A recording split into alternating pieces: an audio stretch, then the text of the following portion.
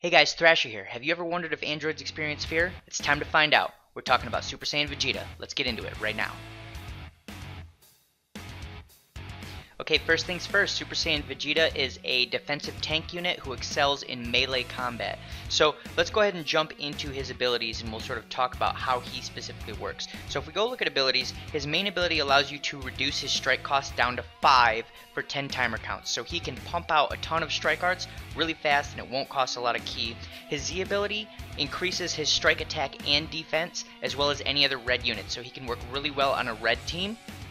And then his unique ability is 20% to strike damage for the first 20 timer counts of battle. So chances are you're going to want to start with him, but keep in mind that he doesn't do a ton of strike damage. His strike damage isn't absolutely terrible, but he is not top tier strike damage. His job is to take a lot of damage. He has the second highest health pool, and he can heal himself with this green ability right here. So he can take damage, heal himself, and the other great thing about Super Saiyan Vegeta is he has the second highest ki restore of any character in the game right now. So his general job is to jump in, do a couple strike attacks if he needs to, allow you to regen all of your ki, take the damage that he needs to take, heal up with this green ability, and then you throw in another unit once you have all of your cards filled up and your ki ready to go so you can unleash a full combo on somebody.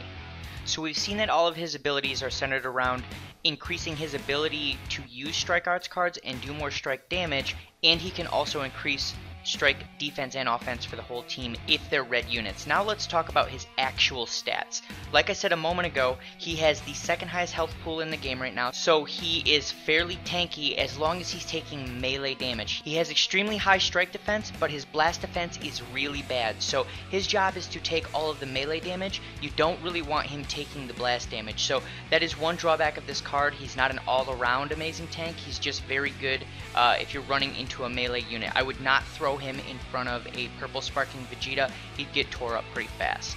His ki restore speed is fairly high. He has the second highest ki restore in the game right now, so he will get you your ki back if you want him to sit out there and tank that damage. So the next question is, what actual teams does he fit on? He is built for a mono red team. Mono red teams are not super viable in PvP yet, so if you wanted to use him in PvP, your best bet is probably throwing him onto an All Saiyans team. I have seen people run sort of a hybrid red Saiyan where you run Super Saiyan Goku, Super Saiyan Vegeta, Super Saiyan Trunks, so they can all get red buffs because they're all red units. So your 3 bench units can have red Z abilities, or they can have Saiyan Z abilities, which will still buff Super Saiyan Vegeta and Super Saiyan Goku. That is a fairly well-rounded team because Goku can do a ton of blast and strike damage, and then your Trunks can do reasonable blast damage as well as tank, and your Vegeta can do reasonable melee damage as well as tank. So the only real issue you run into with that sort of hybrid mono-red team is if you run into any blue characters. The only issue there is the best character in the game right now, or possibly second best, Broly, is a blue unit that can just roll through that team no problem. So that's the only issue that might have. I would not say he's optimal on the All Saiyans team, and I would also say that even though he's technically optimal on the Mono Red team, Mono Red, like I said, is not super viable because of all the Brolys right now. So then we get to the question of where he sits in the meta. If you were to throw him into a tier list of S being top tier, A being very good units, B being not good units that you probably don't want to use but you could use as fillers if you need to, I would probably say he's at the bottom half of the A tier. He is not a unit that you want to use. There are lots of better options in almost every situation, but he is a very good filler if you don't have someone to fill a team out. So I would put him sort of middle of the road.